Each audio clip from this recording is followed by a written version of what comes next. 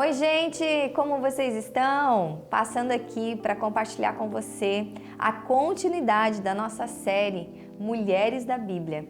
E hoje nós vamos falar sobre uma pessoa muito importante para mim e para você, alguém que faz parte da nossa história até os dias de hoje. Vamos falar de Sara. Hebreus 11 diz assim: pela fé também a própria Sara, apesar de não poder ter filhos e já ser idosa, recebeu poder para ser mãe, pois considerou fiel aquele que lhe havia feito a promessa. Vamos falar sobre Sara, a nossa mãe na fé. Assim como nós temos Abraão, o pai da fé, nós também podemos considerar Sara uma mãe na fé, alguém que estimule a minha fé e a sua fé. Mas nem sempre a vida de Sara foi uma vida convicta de fé. Teve um momento na sua caminhada em que ela duvidou, em que ela riu, em que ela titubeou sobre uma promessa. E quantas vezes eu e você já recebemos uma palavra da parte de Deus, uma direção do Senhor, algo que estava eminente no nosso coração e nós sabíamos que era o Senhor que estava nos direcionando, mas que aquilo não se cumpriu porque talvez nós mesmos não acreditamos o suficiente. Talvez nós mesmos não cremos o suficiente, porque o Senhor tem a palavra, tem a promessa, mas nós temos que crer. Temos que ter a convicção de que aquele que prometeu é fiel para cumprir aquilo que nos foi prometido. E Sara era estéril, todas sabem a história, né? Acredito que todos vocês já ouviram.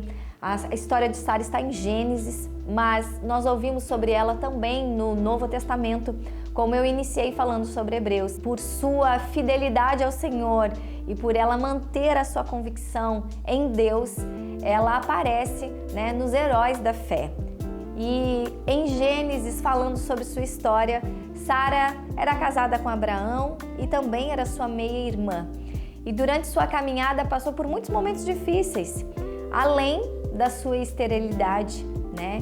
Abraão por 2 vezes pediu que ela omitisse que era sua esposa. E por uma dessas situações, ela acabou sendo tomada por esposa, né, de um egípcio. E isso lhe trouxe muitos males, com toda certeza, né?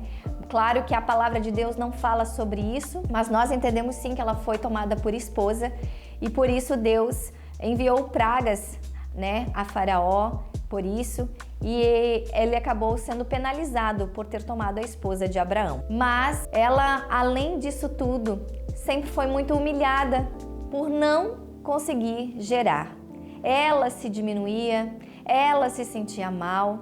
A esterilidade realmente é algo que vai no profundo da mulher, pois Deus havia feito uma promessa a Abraão que ele seria pai de multidões, pai de muitas nações.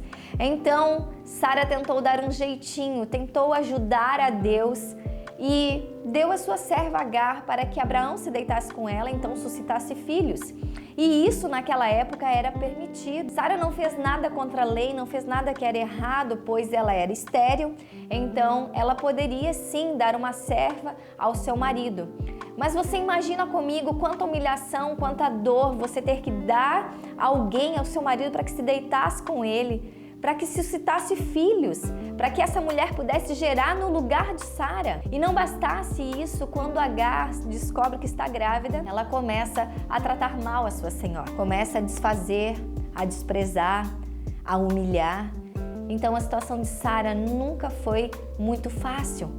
Mas ela continuou perseverando e continuou acreditando.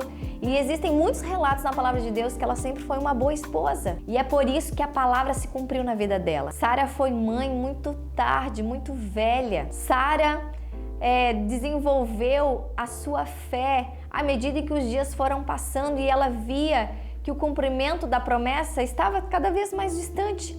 Mas ela nunca deixou de acreditar e de crer. Tanto foi que Deus cumpriu. E ela deu à luz a Isaac, ao qual descendeu toda uma geração, inclusive eu e você. Por esse motivo, eu quero te convidar a cada dia mais você entender que se você praticar a sua fé, que se você desenvolver a sua fé, As promessas de Deus se cumprirão na sua vida. Depende muito também de você.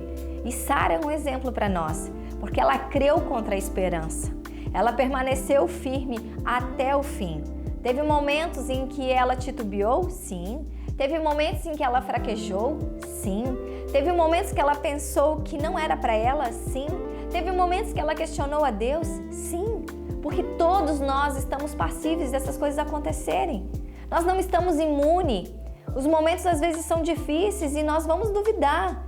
A dúvida ela vem, mas nós precisamos trabalhar a nossa mente e declarar que a nossa mente é cativa à mente de Cristo e entender que a nossa fé precisa ser trabalhada exatamente nos momentos mais difíceis. Você só vai desenvolver a sua fé quando você estiver passando por uma situação muito difícil, aonde vai exigir de você crer que só Deus pode fazer. E assim foi na vida de Sara. Quando Deus respondeu para ela do porquê que ela estava rindo, e ela disse: não, eu não ri. Não, você riu, porque Deus sabia a intenção do coração dela. Ela não acreditou naquele momento. Ela debochou do próprio Senhor naquele momento, dizendo: como eu, já velha, pesada em idade, posso dar a luz? Ele está louco. Estou falando isso nas minhas palavras. Mas o Senhor disse para ela: acaso há impossível para Deus? E neste dia, nesse momento que você está vendo essa mensagem, ouvindo essa mensagem, está aqui comigo, eu quero fazer essa pergunta para você: acaso há impossível para Deus? Então essa situação que você está enfrentando, esse gigante que tem se levantado na sua vida, não é impossível para Deus. Deus pode fazer todas as coisas. Deus pode mudar o cenário. Deus pode mudar o diagnóstico. Deus pode liberar a cura. Deus pode restaurar o seu casamento. Deus pode abrir uma porta de emprego para você que você está há muito tempo correndo atrás. Deus pode restaurar uma amizade tua que foi destruída. Deus pode restaurar os teus sonhos, suscitar os teus sonhos novamente que estão engavetados. Deus pode fazer todas as coisas, porque não há impossível para Deus. Pode tudo. Creia no Senhor, acredite, tenha plena convicção, tenha fé, sabe? Se renda aos pés do Senhor e busque a sua face, crendo que Ele pode realizar todas as coisas e que nada é impossível para Ele. Que Deus te abençoe, que essa palavra renove as tuas forças, que essa palavra entre no seu coração, que Deus possa nesse momento renovar a sua fé, como um dia Ele renovou a minha, e que nós possamos aprender com Sara a acreditar e confiar no Deus Todo-Poderoso. Deus abençoe. Espero que esse vídeo tenha abençoado a sua vida. Se te abençoou, por favor, me ajude. Curte, comenta, compartilha com alguém que está precisando edificar a sua fé. Em nome de Jesus. Quando você vê esse vídeo, quando você ouve essa palavra, você é abençoado. Mas quando você compartilha, você abençoa.